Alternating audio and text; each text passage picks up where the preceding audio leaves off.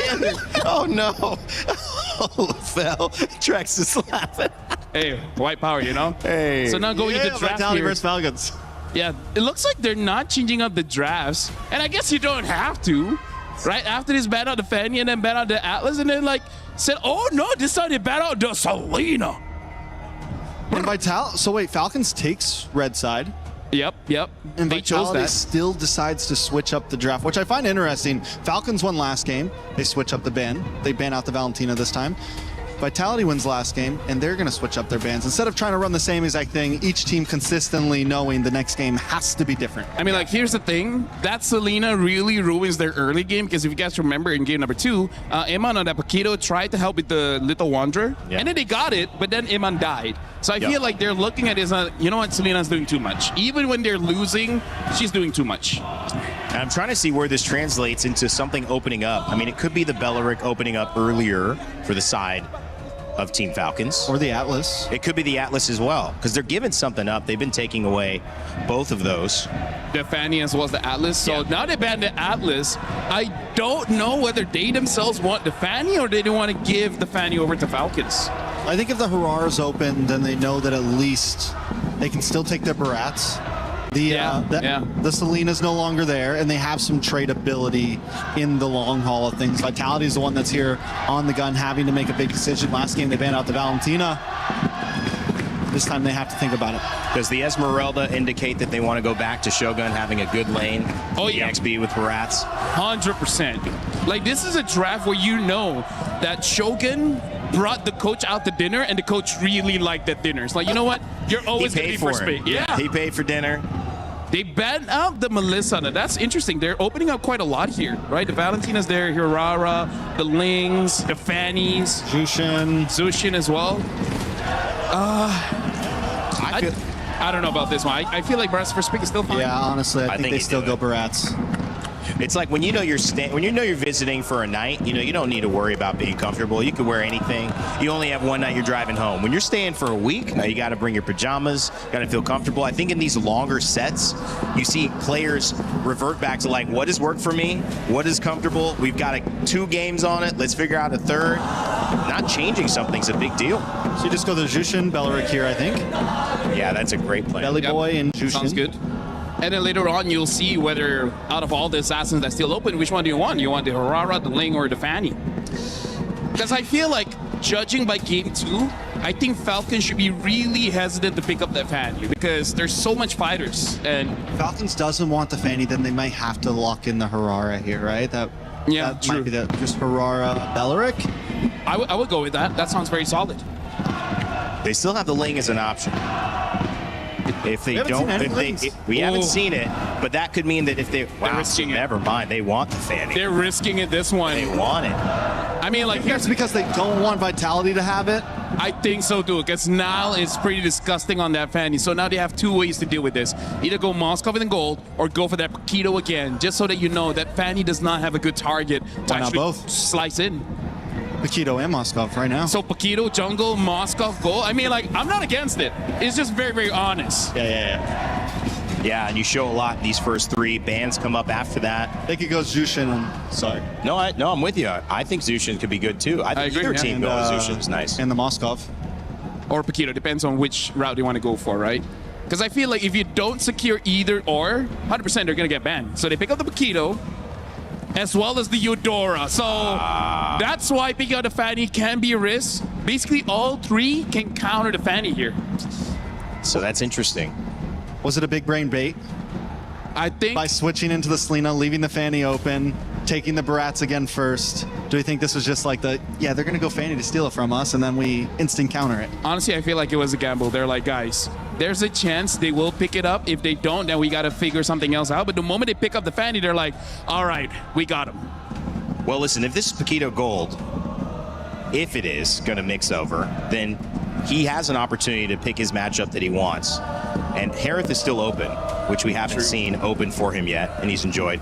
They're going to wait till that because they're not sure, again, that is Paquito Gold. So I feel like for Vitality, to make it easier for themselves, I think they need to ban out something like the Ruby, because I think right now Falcons, they're considering playing double fighters. That's why they're picking up the Lapu so that he's flexible. Worst comes to worst, you can put Lapu in gold. Not the best place for you to put him, but it's an option. Yeah. Ruby would be a nice answer to the Bakito and the Barats, those bulky frontliners, something that can just kind of stop them in their tracks and stop the big engage that Vitality wants to bring. Coming into the ban list, Falcon takes out the Harley. I mean, you could do essentially, I mean, for those watching a new to MLBB, right, you have that traditional marksman normally in gold. You have the big fighter in EXP. We're seeing the experimentation there with some of these teams either putting a fighter in gold, sometimes flexing them into the jungle as well, but mostly either in gold and in EXP. So you have two different styles, but aggressive, CC, team fight focused characters. Is it possible that Falcons go and say, well, let's just match that? I mean, let's just do that ourselves. Because right now, based on the bans here, Falcons banning out that Harley, I think they're opening up just in case they want to go for marksman. So I think the marksman is going to be red 5. They're going to see the entire draft, and then they're going to decide. And then for Vitality, they're banning out the Eve.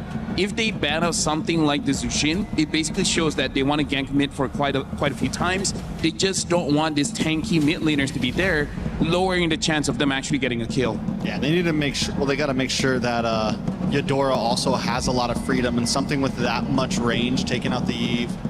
Selena's already gone. They've noticed that, I think, control in these fights is something that Falcon really thrives off, especially in game 1 when they had a similar draft, X-Nay on the Fanny. Yeah. Ruby has to be banned though. They banned on the Lilia here. Very interesting. Okay. The Ling is still open. Not so sure if this is going to be a game that's going to be good for the Ling. I mean, again, because of this Bakito so flex, we've seen him in the jungle and the gold. It really can go either ways here. But I feel like they should pick up a mid so that they can make the last decision whether they want fighter gold or marksman gold. That makes sense. Open up in mid. I mean, we've seen a lot of different choices. A lot of them banned out here. Maybe even Valentina wouldn't be that bad. It's just that whatever ult you're going to take, except for the Eudora, you're kind of putting yourself in a very tough spot anyways. Very dangerous. Vexana's interesting. Oh yeah, good. We saw Aurora one game. I mean, something that's an answer to something that Vitality has right now, honestly. Yeah. That's what a lot of teams have used it for, so it could definitely be a possibility. Pharsa. Okay. There's a lot of bursts here coming in from Falcon, so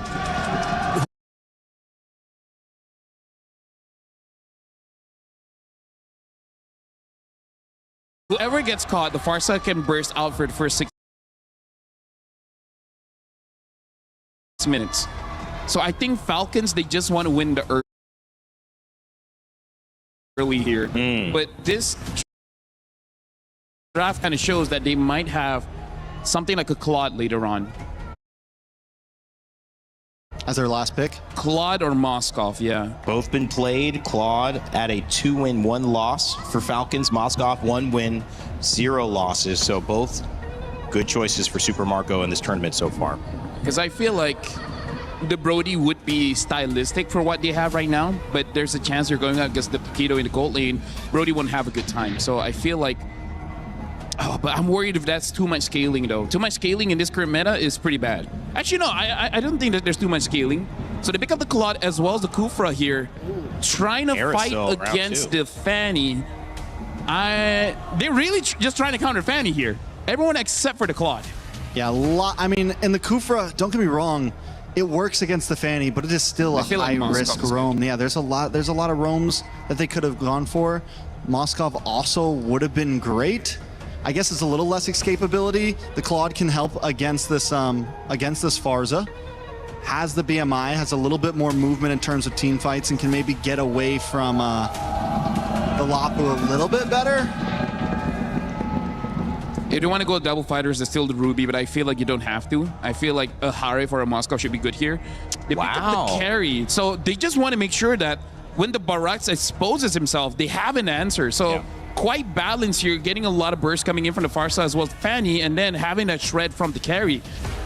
I'm liking Falcon's draft here because for Vitality, it kind of depends on both the Barats as well as the Kufra. And the Jungle Bakito was something they lost in game number 1. Can they pull through this time in game number 3 and get a win off of it? Falcons taking it back with a few picks. The Pharsa, the Fanny, Excited to see how it goes. Well, Team Vitality and Shogun been feeling pretty comfortable with that Barats on the stage the third time around. Will he get kicked out? Need to find a new place to stay? We'll find out as we send it back over to Gideon and Brigida for Game 3.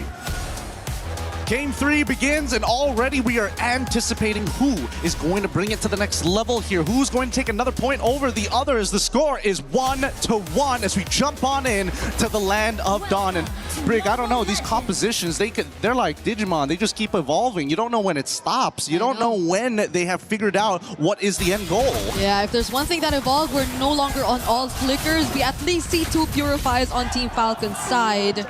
And understandably so, you're seeing an overwhelming amount of crowd control over on Vitality, which I feel if they don't get to use in the proper sequence would be very punishing for their team fights in the latter portions of this game. Yeah, really interesting. A quick look at the emblems, and immediately we're already seeing Pull Yourself Together from Haji on a Purify in comparison to a Wilderness Blessing coming in from Moreno. So Moreno wants to move around this map a lot quicker with Finn, thanks to that Concussive Blast, but the Brave Smite here, pretty important for Ogun to keep himself alive.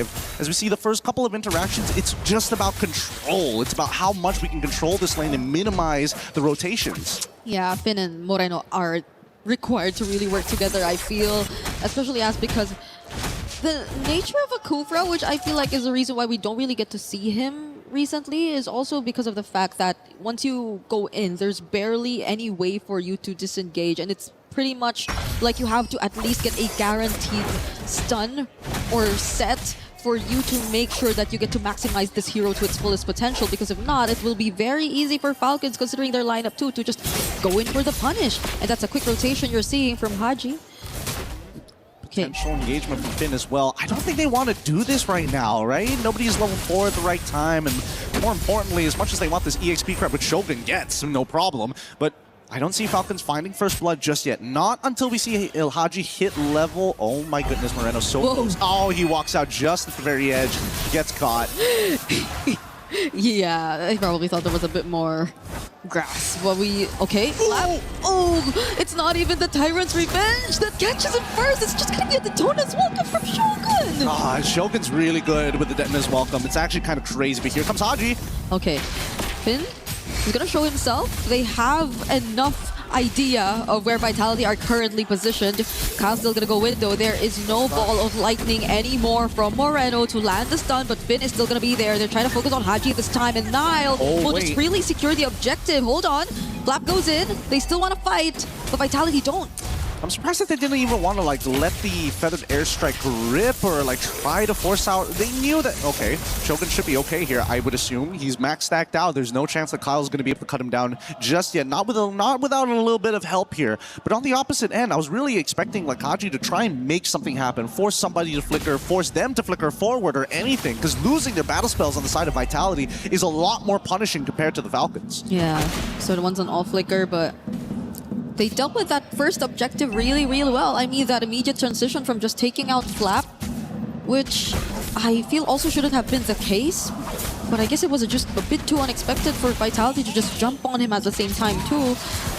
So you don't really get to see Falcons at least in a position where they'll be confident enough to contest. The gold lane is definitely something that we don't really put into consideration as much now, just because the focus is just really heavily towards the mid. It's because of these mid trios that we're seeing a lot of things happen, or supposedly happen, by far. Yeah, and also the scary thing is that Super Marco also decided to take the Purify, right? So taking these like heavy hate trades against Iman, there's always that risk of at any point of time somebody could come for this gank. And he doesn't mind the 2v1 scenario because of that Purify, but as soon as he loses it, he suddenly becomes this vulnerable target that even Nile can take it out without much effort. So it's about maintaining control, right? And you can see that both sides, oh my goodness, another Detona's Welcome set up for Shogun and Nile. It's not a good start for Flap, at least, and I don't think Vitality are paying too much attention towards Super Marco too. They acknowledge the fact that yes, this is a carry on Purify, but I think they're just really trying to double down on shutting down the EXP laner for Falcons, which I think would allow for so much more openings and entries here for Falcons. But considering that he hasn't been able to farm up Falcons are just not confident enough to fight against Vitality, especially in these objectives, which Flap will still decide to show up for, but it's a 2-level gap you're looking at between him and Shogun. Yeah, this should be a no contest unless they're able to get like a big fat all coming in from Ogwin. I mean, he's thinking about it, right? He sees all of the members there. This might be the angle to try. Whoa, that was just a flicker set up onto Ogwen, and they immediately burst him down. The Daytona's welcome, catching Kyle, but he still gets to secure the retribution nonetheless. This is Falcons clapping back, a cutthroat 2, finding 3 in the process. Haji flying in towards Moreno, doesn't have the feathered airstrike, but Falcons are able to turn that around. That's so sad. He was a pixel off the wall, but at least the Falcons will be able to try and convert this to something even more. They get mid-tier 1. Let's look at this replay one more time, because again, great engagement, right? But the Detona's welcome, as you see just here, he eats him mid-air, flickers backwards, and misses the wall. Puts him right on top of the turtle. He thought it was gonna connect. Honestly, really well played from both sides here, but big ups. And Ogwin knows, it's like, hell yeah, they messed up. And that's great, because now this is going to drag out a little bit further. And with a 1.5k lead, Haji is starting to come into a position where he can legitimately start threatening the members of Vitality. Moreno in particular. He might, if he can force Moreno to flicker early on, this mid-game might be where Falcons really shine. Yeah, because Moreno, I think, has been very difficult to catch as well on the Eudora, but that pretty much put Falcons back in the game. That's already a lead over to their side. Oh, okay, Finn is gonna spot them here. Eman should already know that there's a potential gank. Are they willing to trade top tier 1 for this? They're probably gonna send Kyle up to the top side, right? As soon as they show, the wave gets cleared up here. Yep, he makes his way over to the top side. They already know that Shogun is communicated. Nile ready to punch. Oh, that was a lot of damage from Nile. And that was just Nile. I definitely think that could have been a kill angle there, but I think even now recognize there's not a lot of people here. I'm not 100% sure whether they moved away from that conceal afterwards, but more importantly, he's got to make sure that he gets the angle right. If he accidentally pushes Kyle too far in certain areas, Kyle, he's good with these cables. He can start zipping around. He's got to lock him down right against the wall. Okay, at least they somewhat equalize things, and the farming is looking still pretty great, especially for Super Marco. But this is where we see how Vitality are able to bounce back. They're not able to, or they're not allowed to make any mistakes similar to what happened earlier. It's been a really good run for Shogun on the Barretts here, but that could have been the turning point if they don't find their way back in this game. Finn is looking for a really good setup here, but they have no idea where Flap is. Oh, it's a bit of a dangerous gamble here. Not to mention that they've already got like a slow pushing side up top as well. That's going to start turning into the opposing favor. Oh no, the Detona's welcome did not connect. Now Falcons have an opportunity here. Okay. Shogun really has to reset here in this game. That's another Daytona's welcome not connecting onto anyone. Falcons are fully aware of the fact that they no longer have that setup potential. But Kyle is nowhere near this objective as of now. Can't afford to show himself. Iman spots it, but Kufra is nearby. Look at Finn. He's going for the... And he's anticipating it. Oh, he's waiting for it. It's and good. He catches Kyle. Blazing duet from Eman, and the bouncing ball prevents him from actually getting to cable out of there. Great call. Great call. Made sure to use everything to ensure that Iman was able to get this kill, and also the bouncing ball to keep him in place rather than letting him move around. The order of these skills matters so much, and now Vitality, they need to take advantage of the scenario. Okay, that's a Daytona's welcome. Whoa. With a Cyclone Eye, slight reposition, but the damage from Nile, it's a bit too much. Haji using the feathered airstrike. Finn tries to tank the damage, but it's an outplay. Nile, it's a turnaround. Falcons actually take him down, and Super Marco is able to find one more. Beautiful play coming in from Haji as well. Feathered airstrike, purify as well to ensure that he makes it work. However, the cooldowns are down. And Flap, he's not going to be able to get his ult back up in time, I think. I think he's got about like 13 seconds until it comes back up, but there's just too many members dead on the side of Vitality. This is no contest, and Falcons take this lead back. Despite the game going for at least 9 minutes, it's surprising to see only one turret from the side of Vitality has been taken. Falcons are able to get 2 turrets of their own, but this is where we see a 3.5k lead turn into a 5 to 6k lead. Vitality should be very particular with where they decide to choose the fight, or if they even want to proceed with the fight, if they find themselves in positions that aren't really as favorable for them. Because I believe earlier, especially with that Cyclone Eye, putting Shogun in a slightly slightly deeper position towards Falcons area made it a bit more difficult for Vitality to actually follow through.